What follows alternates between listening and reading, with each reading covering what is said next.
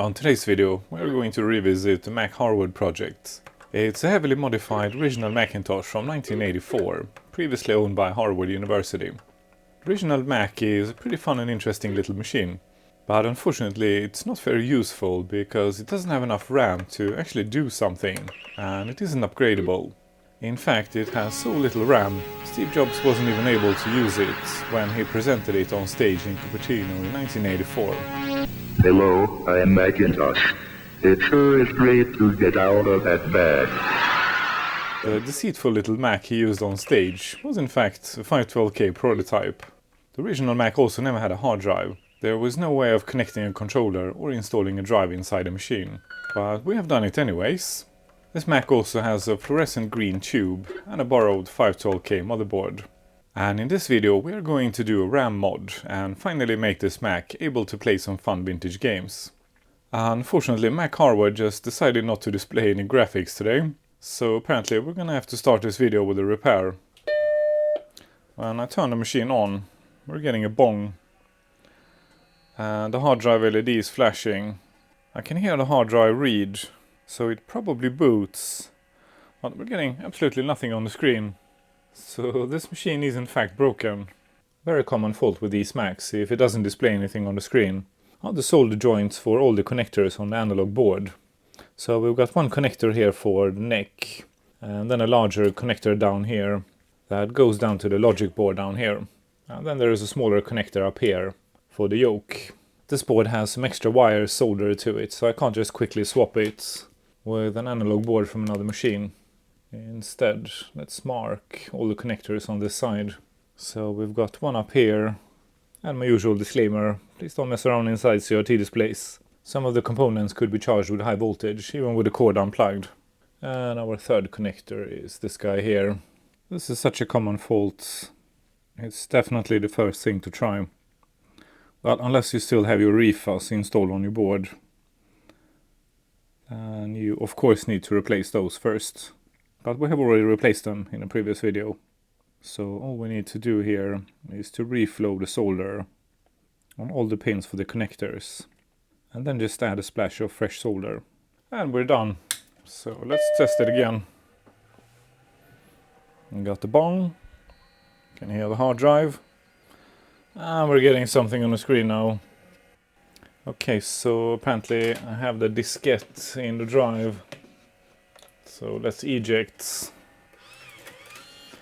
just to show you that it actually boots from the hard drive. Just in case you haven't seen the hard drive mod video. So first we get a question mark, and then that vintage hard drive is making some awesome noises. And welcome to Macintosh. So this machine reliably boots from that hard drive every time I turn it on. Well, except when I need to reflow the analog board. Okay, let's add some more mods to this already heavily modified machine. And for this mod, we're going to need some help from my favorite sponsor, PCB. If you want to build one of these boards too, then consider PCB. And now let's take a look and see what they have sent us today. So let's have a look at these brand new L-shaped PCBs. They are well packed, as always, from PCB. Never any issues in the shipping. And the PCBs look great, as always. I have learned to expect it. So this is a new project. It's a 4 meg RAM module for early Macs. Designed by Golden Potato and Builder68. I'll put some information on the screen here where you can find this project. Okay, so not quite as many components as on the Blue SCSI and the Zulu SCSI that we have recently built. And at the top of the list we've got some 0.1 micro ceramic caps. And I'm happy to see that these are 0805s. So reasonably large components. Should be quite easy to solder. I have also switched to an even smaller curved tip. This tip probably looks huge on camera, but it's not, it's absolutely tiny. These guys are installed at the back side of the PCB. I wasn't expecting any components on the side, so I got a little bit confused before I decided to check underneath. Yeah, these are quick and easy to solder. Oh no, I managed to solder this one upside down. Silly jokes aside, this is going super quick and easy, so I'm gonna skip ahead here. Okay, all 15 caps installed underneath the board. And with the flux cleaned up, let's inspect. Yeah, that's good enough for me. On the other side of the board, there's only one cap, and this guy is huge. So with components this large, you don't actually need a microscope to build one of these boards. But I guess it makes for a better video. Now let's see if my tip is large enough for this tantalum. Yeah, totally was. That was the last cap on this board. Next up we'll have a bunch of resistors. And I'm happy to say these are reasonably large too. So this is a hand solder friendly project. So I was actually looking for a much older project when I found this.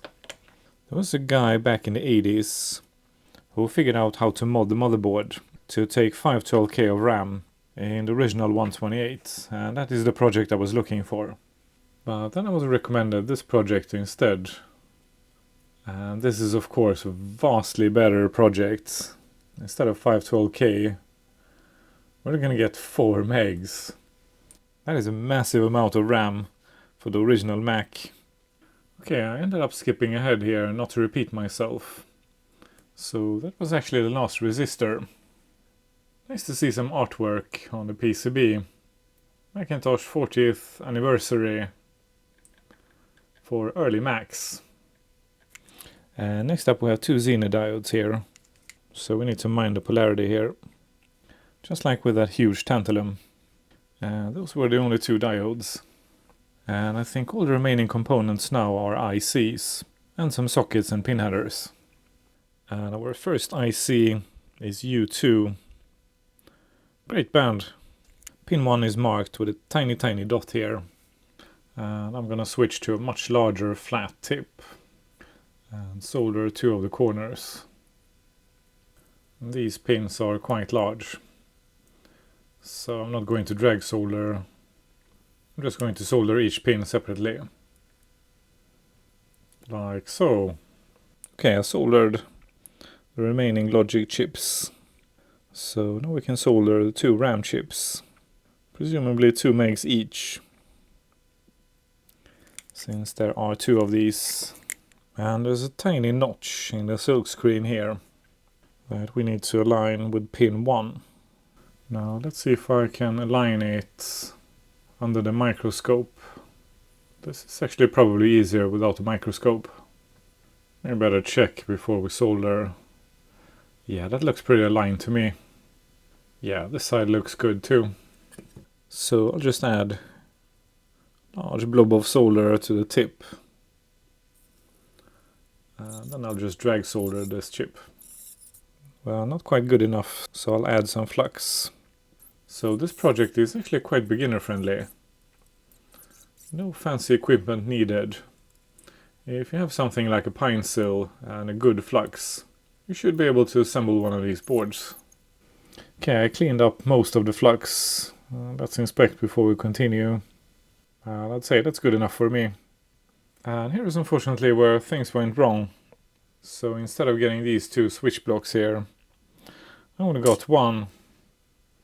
And it's the completely wrong size. But I don't want to postpone this video too, because I already have half a dozen videos waiting for parts. So I'm just gonna bridge the pads here. And that is gonna have to do. Maybe I will install switch blocks later, or maybe I won't. As I mentioned earlier, Mac Harwood has a borrowed 512K board, but we're going to do the mod on the original board. But first we need to test it, and since our Mac here is so jam-packed with stuff, I'm gonna test this board on the 512K machine instead. But this machine has not been turned on in probably a year, so let's quickly test it first. Okay, turned on, we got a bong. Welcome to Macintosh. This machine too is not strictly original either. Okay, and it seems to be working perfectly. So we can use it to test our board. So this Mac has a spare amber tube that I found at Computer Reset. And a set of ROMs from Macintosh Plus. Otherwise, I think this machine is original. I also found original ROMs. So let's install them for now, and later we are going to replace them. Because these ROMs wouldn't know what to do with a hard drive. Oh no, that motherboard isn't working. Oh crap. Well, that didn't sound too good. We better turn that off. Now, what the heck is wrong with this board? Well, I think I found a fault. Apparently I was a bit too quick when installing those ROMs. Interesting behavior though. I didn't expect the machine to go completely bananas just because of a mistake like this. Well, at least it's an easy fix. Welcome to Macintosh. So we have a happy Mac and a working motherboard. It's kind of ironic that we have a 512K motherboard in a 128 and a 128 board in a 512K machine. Okay, so to install this board, we need to make a connection between these pads here and these two ICs. And same thing with these pads and this IC here. We also need to remove these two resistor packs and make a connection from the logic board up to this PCB with male-to-male pin headers. So one way to do this is to solder male-to-male pin headers directly on the ICs and then have them come up through the through holes up here. But I think I prefer to just remove them from the logic board and move them up to this PCB here. I think that's the more elegant solution. Now in hindsight I should have ordered sockets with extra long legs. I think that would be the best solution here. But I didn't think of it in time and now I don't want to wait for shipping. I'll start by adding some fresh solder to all the pads while the desoldering gun heats up. So I haven't done much work with these boards actually. So I don't know how much heat it requires. But I guess we're about to find out. Unfortunately, every single pin on this board is bent. That is extremely annoying. So before I desolder any of the components, I'm going to use the desoldering needle and straighten all the pins up. Otherwise we are going to rip some of the pads off the board. I mean, 2 of the pins would have been enough on each chip. But they had to bend every single pin. That is so rude. The solder mask on this board looks like it would scratch easily. So I'm going to be extra careful here. And not push the desoldering gun on the pads. Instead I'm just going to let it float on the pads.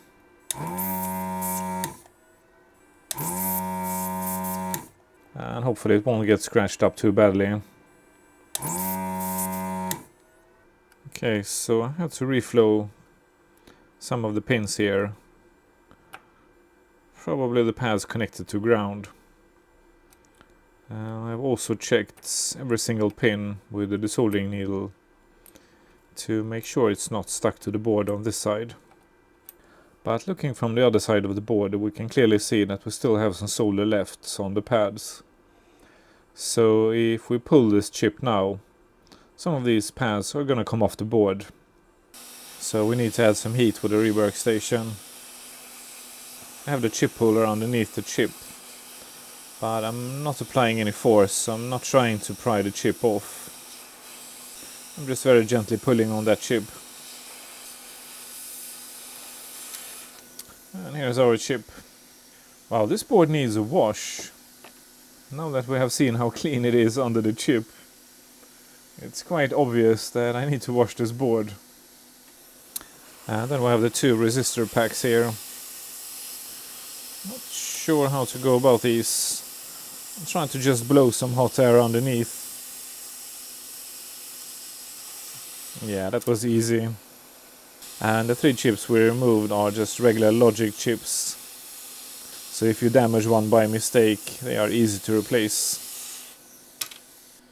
Okay, so next I'm going to clear out the remaining solder from some of the through holes and clean all the legs on the logic chips. That stuff is boring, so I'll do it off camera. Okay, I did some thinking here, and I think I have a decent solution here. So let me show you this puzzle. So first I'm going to install machine sockets on the motherboard. Then I'm going to add male-to-male pin headers inside those sockets, like so. And for the resistor packs, I'm going to install these machine pin headers, and then install male-to-male pin headers on top. And then solder the contraption on the motherboard.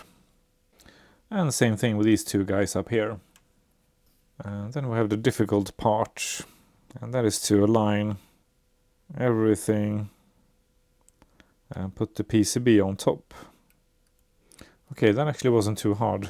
So the pin headers are coming through the through holes here, but there is actually enough space for a regular socket to be installed in the through hole too. It's not going all the way down, so it is slightly raised from the board. But that is actually a good thing, because otherwise I wouldn't be able to access the pins and solder underneath that socket. And same thing here. I'll just install two regular sockets in the same through hole. This is going to be really difficult to record, so I'll try to take some stills and insert here. So I'll insert a picture here before I solder the pin, and then a picture how it looks when it's all soldered together. And it seems to be working. I'm using some flux and the bent tip on the solder station. So with a really good flux underneath that socket, just add a big blob of solder on the tip, and then push on the board to make sure it sits flush.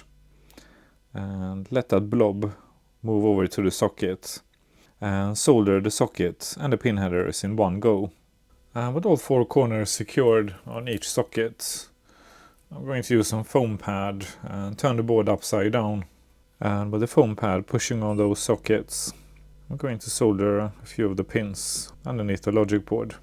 I'm just going to do a couple of these in case they don't sit flush and I'll have to redo them. Okay, I checked underneath, and I think all the sockets and pin headers are sitting flush to the board. So I'll just go ahead and solder all the remaining pins. Okay, I had to travel for a couple of days here, but now I'm back. And before I left, I washed both boards. So the nasty baked-in dust on the logic board is now gone. And all the stickiness on our new PCB is gone too. I installed the two resistor packs and ICs in the new sockets and did a test. So ICs don't always make a reliable connection in a machine socket, but for a quick test this is okay, and the board worked. So I didn't mess anything up, and we can move on. And this is especially true with used chips. So if I gently pry on this guy here, just immediately pops off. So it's barely sitting in that socket. For machine pin headers, however, they are perfect. With the flux cleaned up, we can also get a better view of the soldering job here. So the male-to-male pin headers are coming through the PCB, and the two sockets are attached to those pins. And hopefully this is all going to work. The pins in between the sockets were really tough to reach. So to solder those pins, I had to use this really thin and bent tip. This is a fairly new project, so I don't know if this is the final revision. But if not, it would be a really neat addition to have an extra set of pads next to these. Sort of like typical EEPROM adapters. Here's a good example. So these are my IBM 5150 BIOS adapters. You need one of these if you want to upgrade the BIOS in your 5150. Because a regular EEPROM adapter won't quite fit underneath the drive. So these are basically tiny PCBs with two sets of through holes. And they are connected together. So you have one set for the pin headers underneath, and a second set for the socket on top of the PCB. I think that would work really well for this PCB too. So by moving these two sockets a half width to the right, this and this row of pin headers wouldn't end up underneath the two sockets, and make for a very quick and easy installation.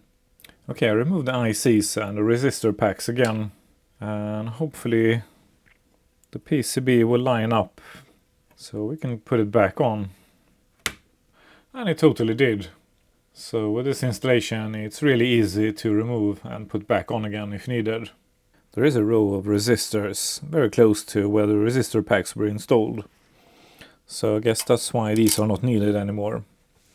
But I did install the ICs in the sockets. And next we need to connect our new PCB here with what I think is 12 different spots on the motherboard with bodge wires. Unfortunately, completely missed ordering JST connectors. So I'm just going to solder all the bodge wires directly on the PCB here. And that is going to have to be good enough for me. So I'll just add a blob of solder to the first pad here. And then I'll reflow the solder and add the bodge wire. And this wire needs to connect to R33. So I'll add some fresh solder and connect our first wire. And the wire I'm using is AVG24. So this stuff is super thin, but hopefully it's thick enough. There is a picture online of where all the connections are. And I think I'm using an identical board. However, this board is a shared board between 128K and 512K. The board in the picture has 512K installed, but my board here only has 128. So let's hope it will work anyways. The only difference I can see between the two boards, well, aside from more RAM of course, are some of the components down in this corner here. So the board in the picture has a few more resistors here and one more IC installed underneath the PCB. Okay, and pin 5 on J12 goes all the way up to this chip here and connects to pin 4. So I'll do the same thing here. I'll add a big blob of solder and then attach this wire. I'll try to keep this as neat as possible, and later I'll probably add some hot glue to make sure they don't come off. And pin 4 on J12 connects to pin 18 on the 68000. Well, there is a picture on GitHub with all the connections marked, so I skipped ahead here. And this is the final result. I deliberately went with a yellow wire so it would be easy to see all the connections. It would definitely have been easier to install it with JST connectors. But on the other hand, this installation is also quite neat. So I'm quite happy with this. I also added a blob of solder on JP1 and JP2 here, because these RAM chips are EDU RAM. And finally I added a blob of solder on JP3 to activate both RAM chips for a total of 4 megs. And now I think we are ready for a test. I'm not going to glue the wires down quite yet. I want to see if this actually works first. Well, I was about to install a logic board, but there isn't quite room enough to slide it in here. But there is more room down here for those two ICs. So what we can do is to install it like this. And using a screwdriver we can gently bend the side of the chassis out. And install the logic board this way instead. And if you can see the two logic chips down here, there is actually plenty of room for this installation. Unfortunately, the instructions don't tell which ROMs to use. And at the moment I think I have the 512K ROMs installed. So let's just flip that switch and see what happens. That didn't sound too good. Nasty noises. And messed up graphics. Okay, so that didn't quite work. Well, I did a visual inspection and I found something here. My super crappy dip switch here isn't making a connection on this wire here. So I'll solder it and we'll test again. Okay, let's try that again. No, still that same noise and messed up graphics. Small correction, those were actually the original 128K ROMs. Unfortunately, the instructions don't tell us which ROMs to use. So now I have installed the Mac Plus ROMs. Let's give this a try. Here goes. Oh, we got a bong. And a sad Mac. So we've got 03FFFF. I think that might be a RAM error. But this is definitely progress. Unfortunately, Google wasn't very helpful. It's just telling me we have a RAM error. And that is kind of obvious already. Well, next I checked all the connections. I also checked my soldering job. And I checked for shorts, but I couldn't find anything. So now I have disabled extra RAM by moving these jumpers here. Let's see how the board behaves. Here goes. We've got a bong, got a happy Mac, and it boots. Okay, so do we have a bad RAM chip? I guess I should have installed these in a socket, but I don't have any, so I didn't. But perhaps I should have some of these in stock, because this is a very common size. That's a pretty big chip, so I'll increase the temperature to 450. And here's our chip. Well, I can't see any shorted pads, no shorts underneath the chip either. So probably not a sloppy soldering job. Add some flux. And with my large flat tip, I'll clean the pads. And now we can add some fresh flux. I bought a pack of 5 of these, so I've got a few more to test with. I had a look at the pins, and these are definitely reused chips. But that's okay, at least if most of them work. I don't remember how much I paid for these, but they were probably very inexpensive on AliExpress. So I will align the chip, and then solder 2 of the corners. And then I'm going to drag solder the chip. You probably can't see it, but when drag soldering like this, I tend to get a few bridges, but they are super easy to remove. Like so. Okay, I re-enabled the RAM with my homemade switch block. But we are still getting a RAM error, unfortunately. Okay, I swapped the other chip off camera. Let's try again. Still that RAM error. So not very likely that we had a bad RAM chip. Okay, next I changed solder jumper JP3 here and turned this board into a 2 meg board. But unfortunately that didn't make a difference. So then I removed the ICs from the socket, and using my multimeter I checked every single pin for shorts, just in case one of the blobs underneath was too big. But unfortunately no shorts. And next I checked for continuity from the socket to the pin on the other side. And we have a good connection, so that wasn't the issue either. So now the main suspect is a compatibility issue. There were essentially 2 revisions of the motherboard for these machines. So first we have these early boards here, and they are designed to only take 128K, although this board is actually hacked to take 512K anyways. So that doesn't stop us. And when they released the 512K, they redesigned the board to make it a shared board. So these boards were used for the 128K and the 512K. As far as I can tell, the only difference is that they added an IC down in the corner here and some passives when it was installed in a 512K machine. And obviously larger RAM chips, of course. So this is essentially the same motherboard, but with larger RAM chips. And on this version of the board, there is an IC installed in the corner here. And the passives, so I think these are 3 resistors and 1 cap. Now the reason why I bring this up is because I think this is the only board that the RAM expansion card has been tested on. So I grabbed one of these and installed sockets. I'll install the RAM expansion card and solder all these budge wires to this board instead. This board is tested too, but I'm going to swap to the Mac Plus ROMs, essentially turning this board into a 512KE. Okay, said and done. The RAM expansion card installed on a shared 512K board. Here goes. We got a bong. Okay. Well, we've got stuff on the screen. Oh, and a question mark. And a happy Mac. And it boots. Awesome. Okay, so apparently there still are some compatibility issues to sort out with 128K board. Because this mod is clearly working when the board is configured for 512K. Now that makes me think this could be fixed, because those boards are identical. The only difference is different RAM chips, and 1 more logic chips, and some resistors and a cap. There could be other components that are different, but as far as I can tell, that's the only difference. I left the jumper in a 2 meg position, so we only have 2 megs. Well, I shouldn't say only. That's plenty for a Mac 512. But let me fix this, because 4 is better than 2.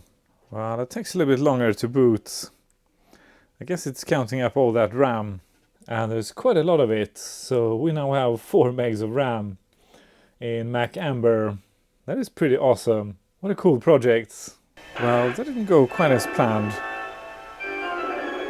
Apparently Mac Amber here was more eager to get an upgrade than Mac Harwood.